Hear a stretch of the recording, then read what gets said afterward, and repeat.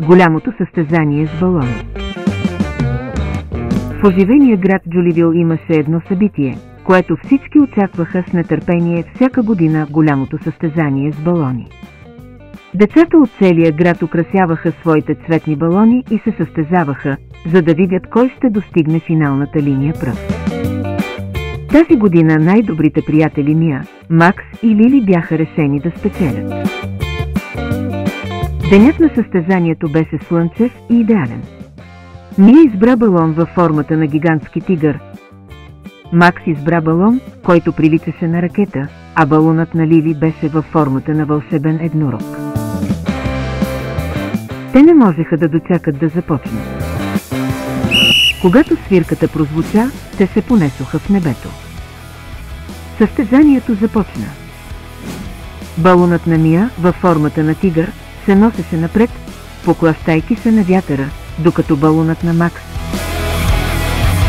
във формата на ракета, се стрелкаше с невероятна скорост. Балонът на Лили, във формата на еднорог, блестеше и се носеше грациозно, но тя имаше специален план. Докато летяха над Джоливил, те видяха невероятни гледки в централния площад с магазинчето за бомбони, извиващата се река, която приличаше на синя лента, и големия зелен парк, където приятелите им ги приветстваха. Изведнъж се появи силен вятър и балонът на Мия се завъртя, което я накара да се засмее с глас. Балонът на Макс, във формата на ракета, започна да се движи зигзаг с небето, като ставаше все по-бърз. Но Лили с нейния балон еднорог забеляза нещо важно, имаше пряк път. Това беше тайна пътека, която минаваше около стария дъб.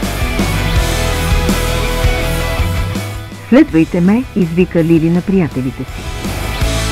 Макс и Мия се довериха на Лили, затова всички обърнаха балоните си към тайния път.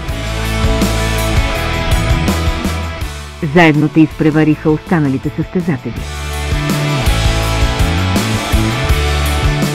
Те се смееха и радостно летяха над дърветата и се завъртаха през облаците.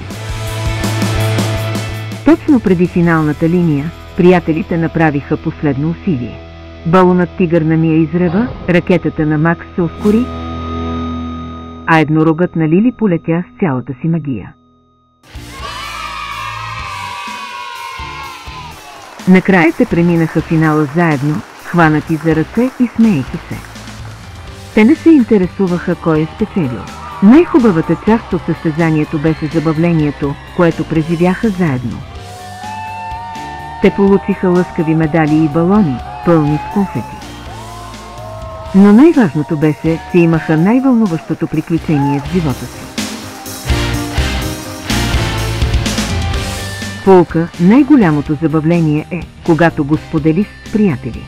Победата не е всичко, понякога най-важното е да се насладиш на пътуването заедно.